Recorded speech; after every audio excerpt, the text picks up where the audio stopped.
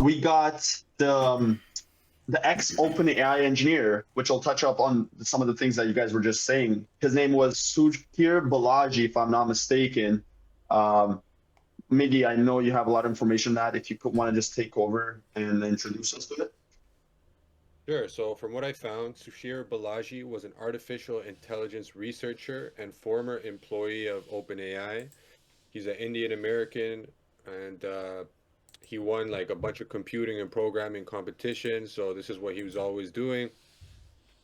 Long story short, he was part of the company and part of a important piece to create ChatGPT. And he left the company in August 2024, where he began to speak on like the copyright laws that they were breaking.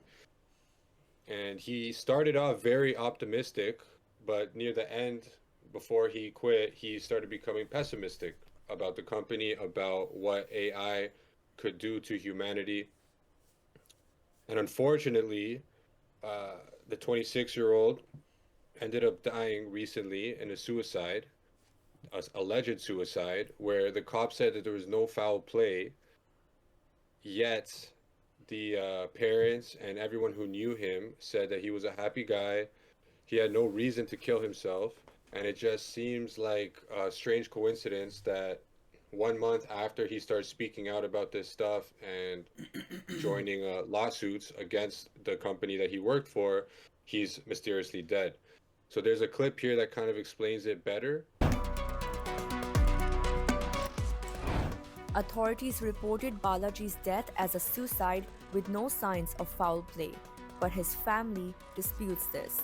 His mother Purnima Rao alleged in an online campaign that a private autopsy failed to confirm suicide as the cause of death. She claimed his apartment was ransacked. There were signs of a struggle in the bathroom, and a key piece of evidence, a pen drive, was missing. Rao insists her son was in a happy mood hours before his death, having just returned from a vacation. Billionaire Elon Musk, responding to Rao's claims, tweeted, and I quote, "This doesn't seem like a suicide," end quote. To Jeez. which Rao replied saying, and I quote, @Elon Musk, please support us, end quote. So, if I'm not mistaken, if you guys can just clarify for me, did that video just say that she ran a private testing autopsy and it failed to confirm that it was a suicide? Correct. Yeah, exactly. She paid for a private investigation, which basically came to a opposite conclusion of what the police determined was the case, and they say they have proof. So I'm not sure where it's going to go from here, but you know, Elon Musk doesn't just he's not just going to give his opinion randomly just based off of emotion, right? Yeah, This guy's no. logical. He Yeah, looked at the but facts. that's crazy.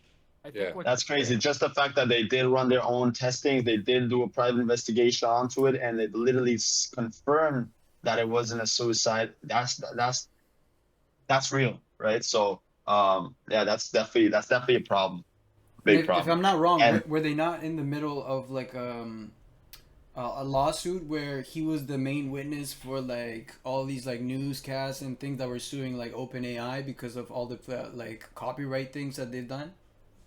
Yeah, correct. he was bringing up insider information. He was a whistleblower who had proof and works that he did with the company, and he was using that as evidence So there's to go motive. against the company. So it's his motive. The motive's there. It's obvious, and they just want to sweep it under the rug. You know, I barely saw this story. I don't think you guys saw this story No, No, I I was didn't. cut before off. I even brought this I up. didn't So hear about this. it just shows you like what like how just a fucking random AI company can sweep something under the rug, and obviously they're not the only company and only people that are doing this type of stuff and still killing people to this day, right? Yeah, and that's was there a crazy. sell-off? Like, did he sell like the patents, or like when he was a part of this company, like did he sell something to them? Did he sell his rights to them? And No, No, I I think don't. I'm not defending, and I'm not defending. I'm just trying to kind of play devil's advocate. I think Like he just saw that their practices were becoming unethical, Yeah, right? yeah, Using the adaptive technology or or improving upon it, potentially use it in malicious ways, potentially go to a third party government contractor who does surveillance or yeah. intelligence gathering and say, look, this is what our predictive model can do for you. we'll contract it out to you for $20 million. Let the CIA use it. I know that Yeah. sounds a little bit conspiracy, but Yeah, seeing you're his not. backup drive. You're His not that backup crazy. drive is missing. His testimony that was on that backup drive is missing, which means that key piece of information on that backup drive was the thing that was gonna burn them, right? Yeah. And, You- and it's crazy, Miguel, like you said, this went right over my head. I didn't even see this. It's crazy that you caught it too. You know? I don't think it's that crazy what you're saying, Julian. Honestly, like, look, this is my opinion.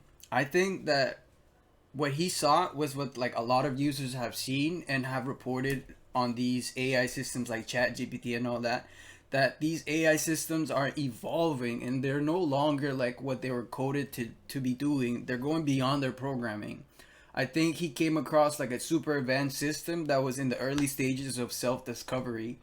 And this was something that worried and scared him enough for him to say that the things he's been working for a big portion of his life, has suddenly become like a harm to humanity. We also have to consider that like a lot of these companies, like he said, they're doing things that are not within like the realm of like what's ethical.